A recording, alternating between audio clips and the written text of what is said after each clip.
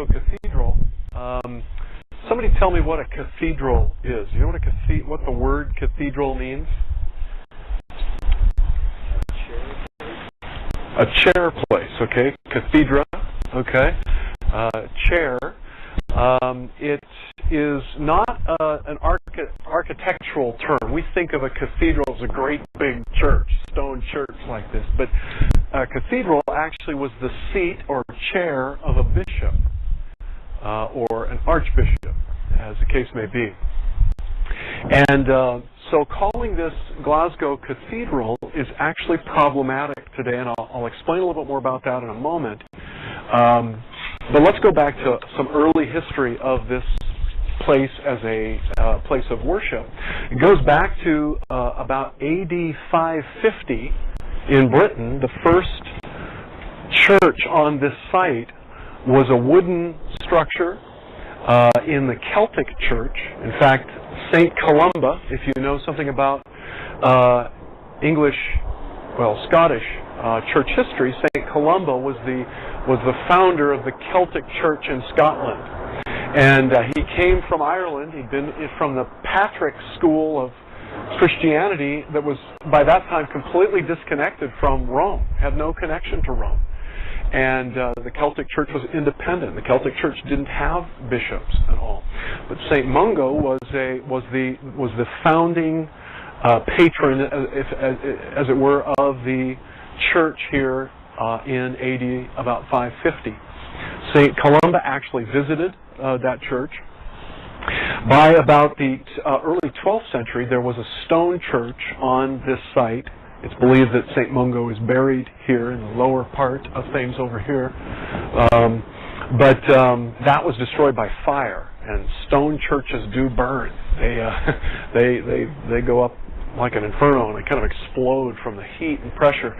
But the structure you're seeing here is from about the 1200s, and it's called Gothic architecture. Now, it wasn't named Gothic in the 1200s by the architects of the time. Gothic, think about that word. Where have you heard goth or Gothic before? Now, obviously, in the modern world, we think of people dressed in black and white faces and all that. But have you heard of the Visigoths and the Ostrogoths? They were barbarians that came in and destroyed Rome. Rome was doing a good job of destroying itself, didn't really need the barbarians. But the name Gothic was ascribed to this medieval style of architecture that you're seeing here, the pointed arches, the larger windows, the supporting buttresses here. This doesn't have big flying buttresses like you'd see at Notre Dame in Paris or something, but it does have these bulky buttresses supporting it. That was named by the Renaissance. They looked back at that barbaric style, and they wanted to return to something more Roman, more classical looking. Gothic architecture used lots of the gargoyles. You see them up there. Those are actually, they have different faces. They're kind of grotesque, and they served as the gutters to run water off of the roof. The roofs are all made of bronze here. In the old days, they were made of lead. And when we get to St. Andrews, we'll talk about lead and its value to invading tyrants into countries. The tower of the cathedral was added about 200 years after the church itself was built. So in about the mid-1400s, they added the central tower over what's called the crossing on the cathedral.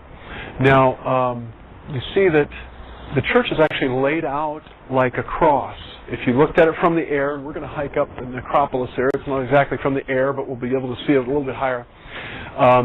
This is the west entrance here. And the nave, when we go inside, you'll go into the nave. It's a beautiful nave. It's about 280 feet long, and it's 105 feet tall. But with Gothic architecture, everything is designed to make you look up and to give a sense of even greater height than the 105 feet that's there. So you'll feel like it's even taller than that. You'll see the vaulted ceiling up high there. But then it comes to the crossing, which if you think of a cross, where the cross piece of the cross comes, where those intersect is called the crossing.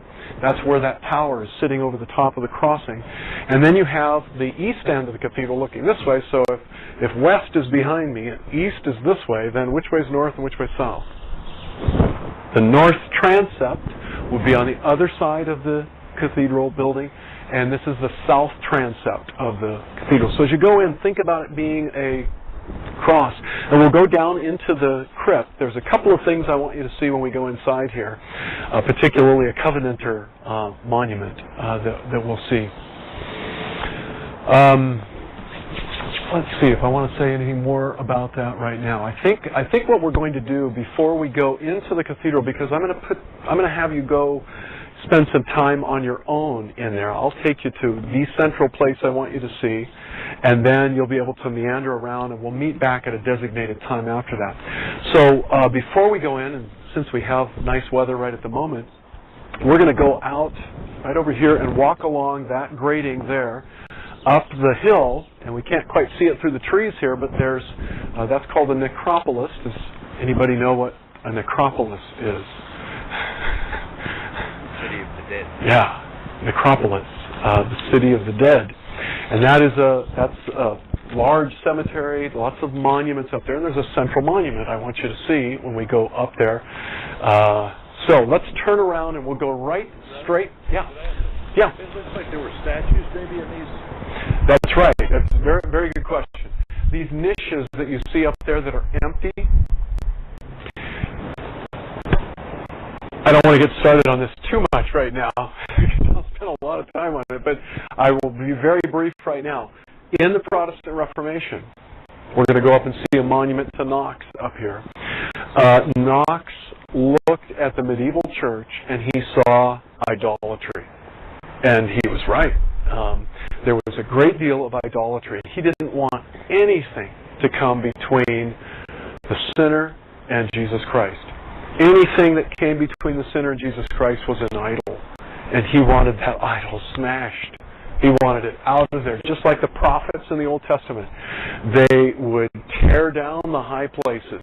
They would destroy the idols to Baal and the places of worship to Baal and the other pagan gods. Well, that's what happened in the Reformation. Now, Glasgow Cathedral didn't get quite as much of that as happened in Edinburgh and in St. Andrews and in other places, but those would have had probably monuments to St. Mungo or to other saints. It could have been to Mary. This is St. Mary's Cathedral too. And so those would have been torn down and smashed because they would have represented idol worship from the Middle Ages. Now today you'll hear a lot of this, and you'll actually see it as you come in here. If you go to discoverscotland.com, they will talk about this cathedral, and they'll talk about the ravages of the Reformation. The verbiage they use tells you that they think the Reformation was just a horrible thing because it destroyed art and all. I'm not so sure. I think that there were things at that moment that had to happen to get our focus off of works righteousness and off of false gods that had come in and usurped Jesus Christ in the gospel, so that we could see the Lord Jesus more clearly. So that's what happened, and we'll talk about that and see many places where that happened along the way. Very good question.